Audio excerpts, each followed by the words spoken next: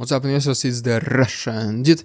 In my previous video we talked about the most recent jobs data, specifically non-farm payrolls report, which came to us at 227,000 new jobs added, and well, this was a pretty good positive sign for the Feds to do one more rate cut in December.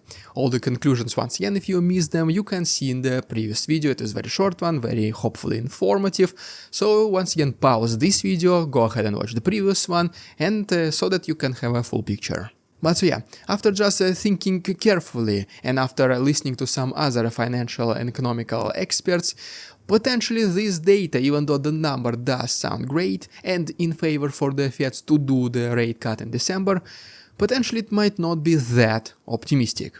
Because guys, if you are closely following the US economical system, the US stock market, you must certainly heard that a lot of workers, especially the ones in the ports, they were pretty much on the strike. They were not working, so for this reason the previous month of NFP non-farm payrolls report, it came at extremely low number, as you can see from this picture.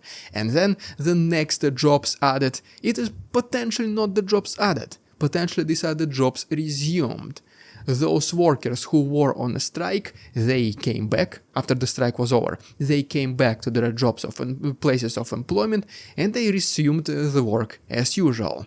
So as you can see once again from the very same graph, the number is more or less suspiciously exactly the same as the numbers before the strike, which once again potentially allows us to assume that real, new, actual number of non-farm payroll jobs added might not be close to 227,000.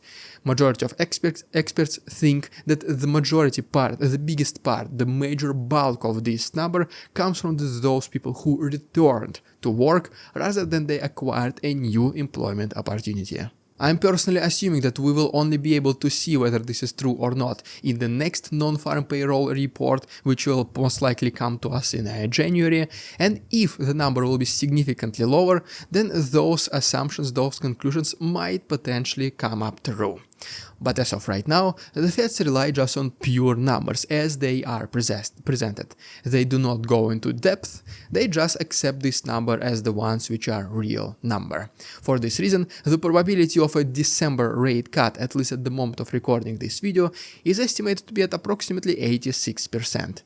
The very same conclusion I made in my previous video, that most likely this favorable non-farm payroll report and also unemployment rate reports, most likely these were ideal scenarios, ideal reports and ideal conditions for Feds to do one more rate cut before the end of this year, and looks like this is exactly what's about to happen. Well, there you have it guys, if you enjoyed today's episode, please subscribe to my channel for more videos like this. Thanks so much for watching, see you tomorrow.